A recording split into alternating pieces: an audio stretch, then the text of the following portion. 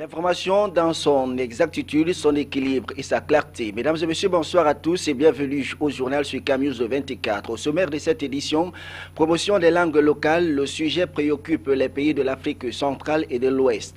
12 de ces pays se sont retrouvés cette semaine à Yaoundé dans le cadre d'un atelier de formation sur la gestion des ressources financières de l'initiative Élan Afrique. Et puis, gestion durable de l'eau en milieu universitaire, les universités d'État et le gestionnaire des équipements hydrauliques se donnent la main. Une convention cadre allant dans le sens de l'amélioration de l'offre en eau, en qualité et en quantité dans les universités vient d'être signée entre les deux parties. C'est tout pour les titres. Une fois de plus, mesdames et messieurs, bonsoir et bienvenue au journal. Femmes rurales, accès aux ressources financières dans le secteur agroalimentaire. C'est sous ce thème que s'est célébré le 17 octobre 2015 la 20e édition de la Journée mondiale de la femme rurale. À Douala, les activités relatives à cette célébration ont eu pour cadre la trame foncière du canton Bakoko dans l'arrondissement de Douala 3e.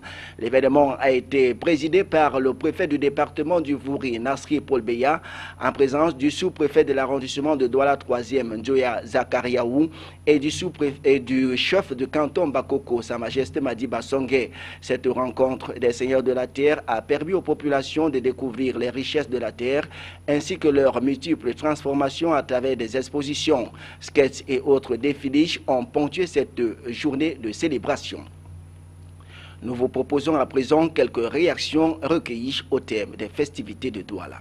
Vous avez constaté que les femmes, au fil de temps, arrivent donc à créer des associations, à faire des chics au haut du groupe, pour pouvoir donc avoir donc quelques financements ou autres intrants. Parce que quand on est seul, on ne trouve pas très grand chose. Quand on se met dans l'association, donc, cet mouvement, cette célébration, c'est aussi, je n'ai pas dit qu'il y a les femmes seulement. Je suis bien content de les avoir pendant quelques heures dans mon territoire de commandement traditionnel. C'est une très grande joie pour toute notre communauté d'avoir été choisie pour abriter cette 20e édition. Quand elles ont leur champ, elles ont besoin de finances pour des champs. Mais comme tout le monde sait que la femme n'a pas accès au crédit facilement parce qu'on doit leur demander les titres fonciers pour entrer en possession de financement. Et c'est impossible, vous savez que les hommes ne peuvent pas donner leurs titres fonciers aux femmes. Donc les femmes sont de plus en plus découragées. Promotion des langues locales, 12 pays de l'Afrique centrale et de l'Ouest à l'école de la gestion des ressources financières de l'initiative Élan Afrique. L'atelier relatif a été présidé à l'ouverture à Yaoundé par Youssouf Adidjalim, la ministre de l'Éducation des bases, en présence d'une délégation de l'Organisation internationale de la francophonie. Les détails avec Salomon Foué, Marcel Vondo Abin. Pendant une semaine, Yaoundé va vivre l'unité linguistique africaine. En effet, les points focaux et les gestionnaires comptables de l'initiative Élan Afrique seront à l'école de la gestion transparente des ressources financières de ce projet qui est une trouvaille de l'Organisation internationale de la francophonie orientée vers la promotion des langues et cultures nationales. Durant ces assises, il sera question de renforcer les capacités managériales des participants pour une saine gestion et une meilleure sécurisation des fonds alloués au projet.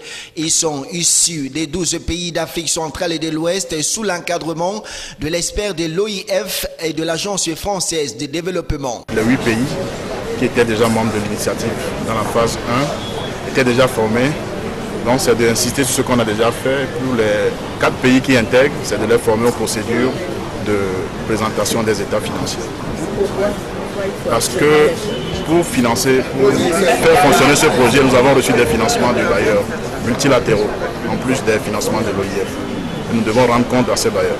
Au-delà de la maîtrise des règles et procédures de gestion des ressources financières de l'initiative Élan Afrique, l'objectif visé par l'Organisation internationale de la francophonie est de redonner vie aux langues nationales africaines menacées de disparition. Au terme de cet atelier, les procédures mises en place seront enfin discutées pour être vulgarisées dans tous les États membres de ce regroupement. Bon à savoir, le choix du Cameroun pour abriter ces travaux découle de la dernière visite que Michael Jean, le secrétaire général de l'OIF, a effectuée dans notre pays du 13 au 16 avril dernier. Conseil des ministres, le président de la République, Paul Biya, réunit cette semaine les membres du gouvernement réaménagé le 2 octobre 2015. C'était au palais de l'unité à Yaoundé, occasion pour Paul Biya de prescrire la célérité dans la mise en œuvre du plan d'urgence imposé le 9 décembre 2014 et les préparatifs des Coupes d'Afrique des Nations 2016 pour le football féminin et 2019 pour le football masculin. Le point avec Jean-Pierre Bitongo.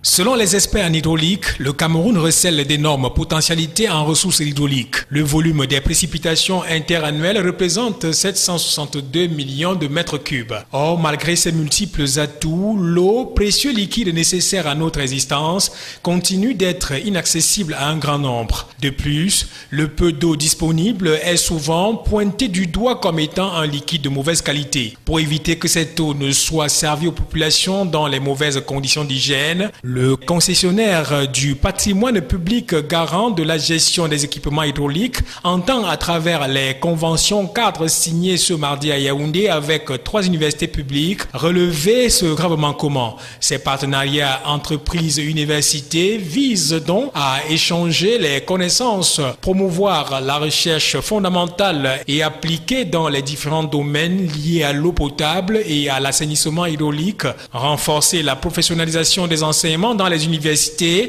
et faciliter l'employabilité des diplômes de l'enseignement supérieur. À l'université de Douala, on est pleinement conscient de l'enjeu et des bénéfices de cette convention et le recteur compte bien en tirer tous les avantages en termes de visibilité et d'amélioration des équipements de recherche de ces laboratoires hydrauliques.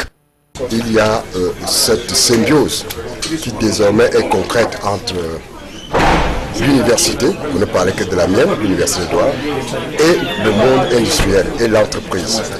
L'université va donc apporter son expertise à Camwater afin que Camwater devienne davantage performant pour le bien des populations. L'université gagne, pour une fois, et le ministre de l'Enseignement supérieur l'a dit, que l'université sort des savoirs savants, théoriques, pour véritablement les mettre au service des industries, des entreprises, donc des populations.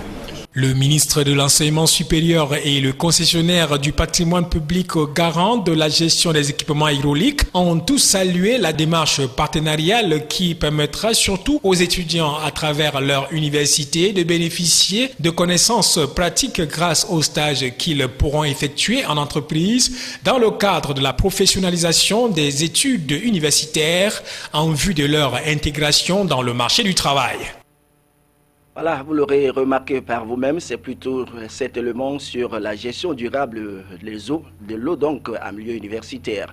On a parlé tantôt du Conseil des ministres et pour dire que le président de la République, Paul Biya, a réuni cette semaine les membres du gouvernement réaménagé le 2 octobre dernier.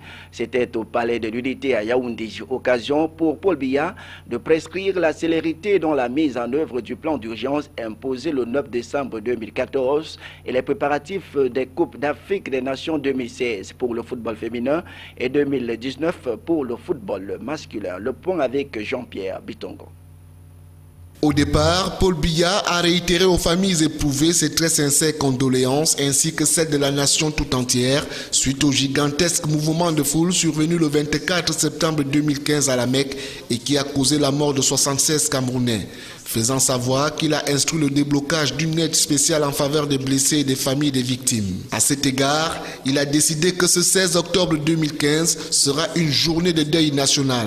Une minute de silence a été observée en la mémoire de ceux qui ont perdu la vie au cours de ces événements. Après avoir écouté le premier ministre chef du gouvernement, Philémon Yang, et le ministre Pierre-Ismaël Bidounkpat des Sports et de l'Éducation physique, Paul Biya a donné des instructions fermes sur ce qu'il faut faire. Il s'est félicité de voir le plan d'urgence définitivement lancé.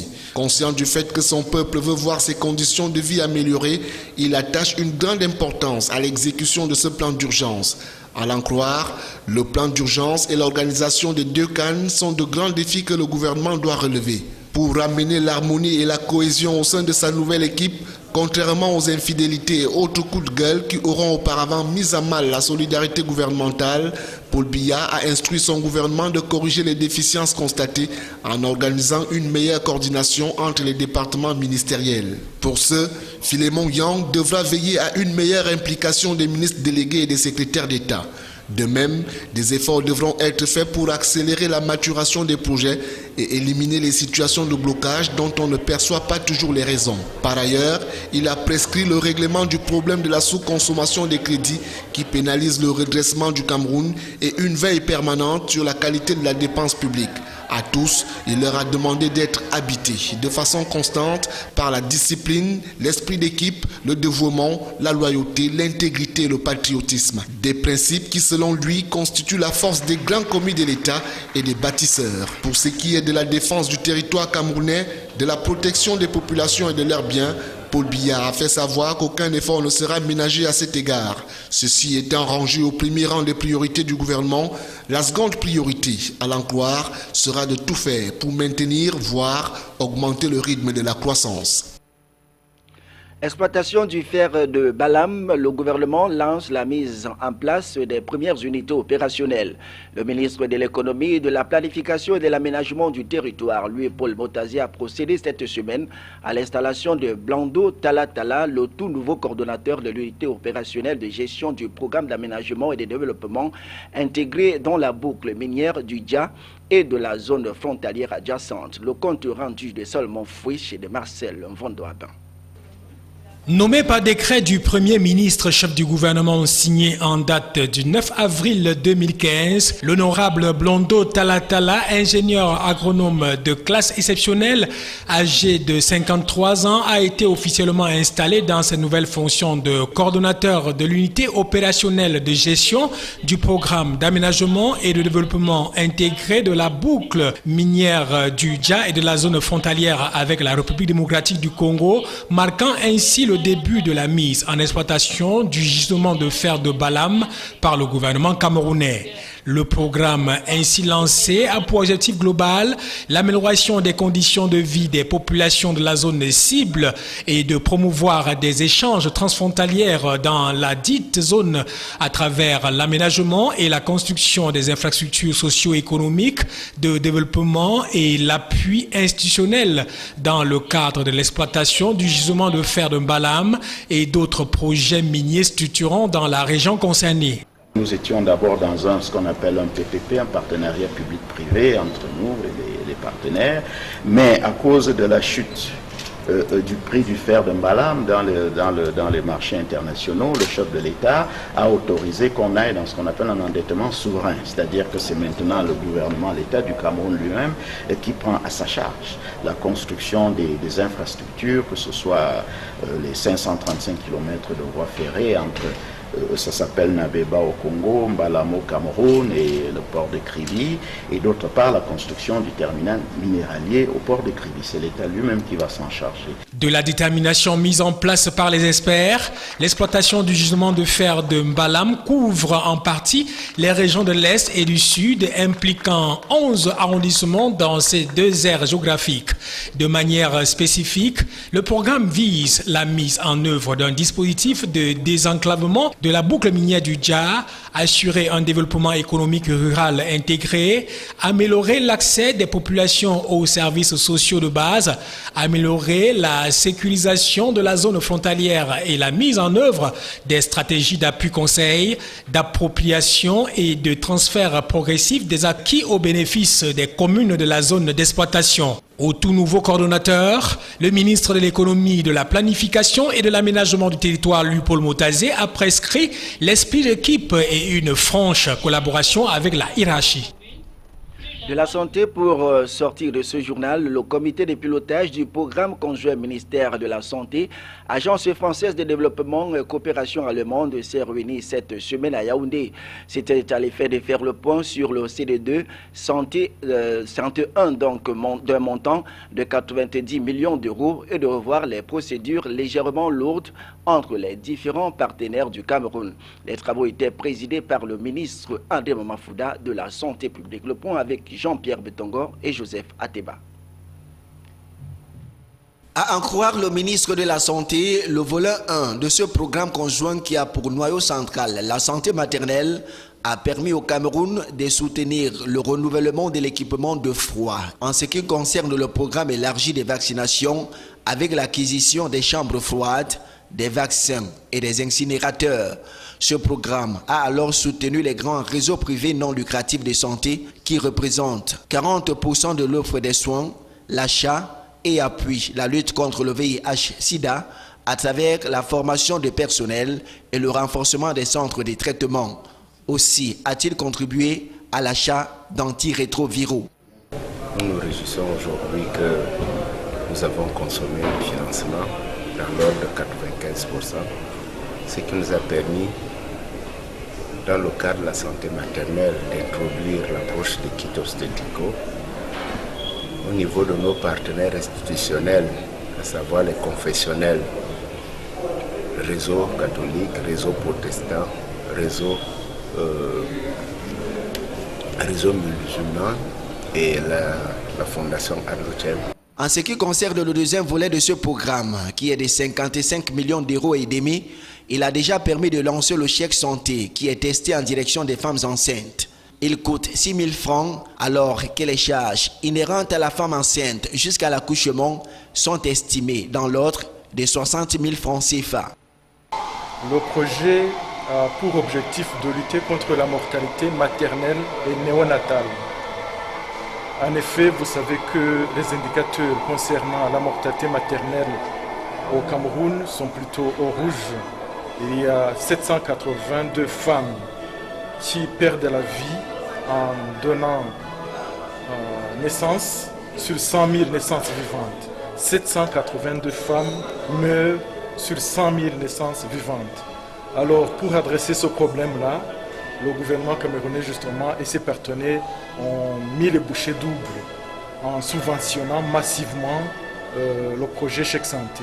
Avec le second volet de ce programme conjoint, le Cameroun va réhabiliter et équiper environ une centaine de formations sanitaires, notamment dans l'axe mère-enfant.